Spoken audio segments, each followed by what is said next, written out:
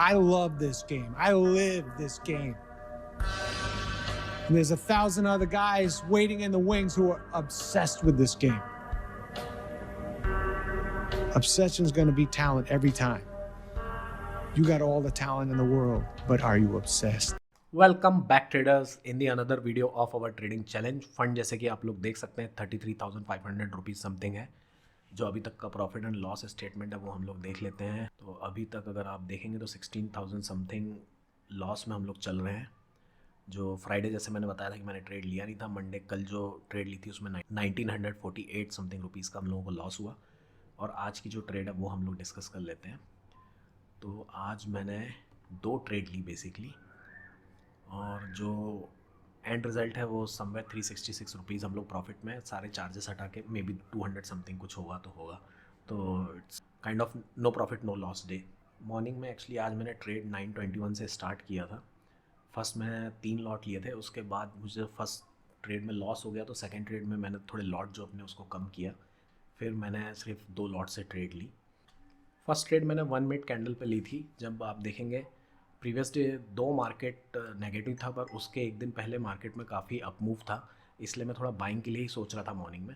जब मॉर्निंग में ये पहले नीचे आया, फिर थोड़ा ऊपर आया, एक पॉज कैंडल बनाई और जब ब्रेक किया काइंड ऑफ डब्ल्यू पैटर्न कुछ था, तो यहाँ पे मैं इंटर कर गया था। और यहाँ पे मैंने 75 क्वांटिटी समथिंग ली थी, और यहाँ तक मुझे समवेयर नियर अबाउट 800 समथिंग का प्रॉफिट होगा। पर उसके बाद ये नीचे आने लग गया और यहाँ पे मेरा एसएल हिट हो गया। मैंने अपने प्रॉफिट पहले मैंने इनिशियली जब ट्रेड किया था तो जो एसएल था वो 12 पॉइंट समथिंग का रखा था, फिर उसके बाद मैंने एसएल को थोड़ा बढ़ा लिया और नियर अबाउट 95 समथिंग पे मैं निकल गया था इससे। और इसके बाद फिर मैंने 5 मिनट के बेसिस पे ट्रेड ली थी। अब देखेंगे तो 95 समथिंग पे मैं एग्जिट कर गया था, 103 पे मैंने एंट्री करी थी। उसके बाद मैंने 100 पे फिर एंट्री करी और 119 पे एग्जिट किया। नेक्स्ट एंट्री मेरी 1114 में हुई थी। 5 मिनट कैंडल पे मैंने जब यहाँ पे 20 EMA के आसपास, जब यहाँ पे ऊपर जा नहीं रहा था, काफ़ी कंसोलिडेशन के बाद यहाँ पे आप देखिए 5, 10, 15 ऑलमोस्ट 15 मिनट के कंसोलिडेशन इसमें हो गया था। ये 20 EMA को ब्रेक कर नहीं पा रहा था। और अगर आप डे बिफोर यस्टरडे देखेंगे तो वहाँ पे काफ़ी शार्प रिकवरी थी। मार्केट में ऐसा बहुत कम होता है कि जो 2-3 दिन पहले हुआ वो फिर से हो। तो मैं प्रोबेबिलिटी के बेसिस पे ये सोच रहा था कि आज शायद रिकवर तो होगा नहीं, मोस्ट प्रोबेबली या तो साइडवेज जा सकता है यहाँ से पॉसिबिलिटी थी कि मार्केट साइडवेज चला जाता या कंटिन्यू थोड़ा नीचे गिरता। तो मार्केट कंटिन्यू थोड़ा नीचे गिरा। तो यहाँ पे मैंने इसको शॉर्ट कर दिया था। इस कैंडल में इंटर कर गया था 11-14 समथिंग, जब ये बिल्कुल कैंडल क्लोज हो रही थी और नीचे काफ़ी नेगेटिव बन गया था, तब मैं इसमें इंटर कर गया था। एसएल मैंने ये जो कंसोलिडेशन रेंज है इसके ऊपर का रखा था, और फिर ये थोड़ी देर बाद मेरे डायरेक्शन में आने लग गया। और यहाँ पे कहीं जब ये ऑलमोस्ट ये जो प्रीवियस लो है उसके पास आ गया था, तब मैं इससे एग्जिट कर गया। तो इसमें समवेयर नियर अबाउट मेरे को 1000 रुपीज़ समथिंग का प्रॉफिट हुआ होगा। तो मॉर्निंग का जो मुझे लॉस हो गया था 500 समथिंग रुपीज़ का, वो हटा के 300 समथिंग कुछ बचा, चार्जेस और वो सब हटा के।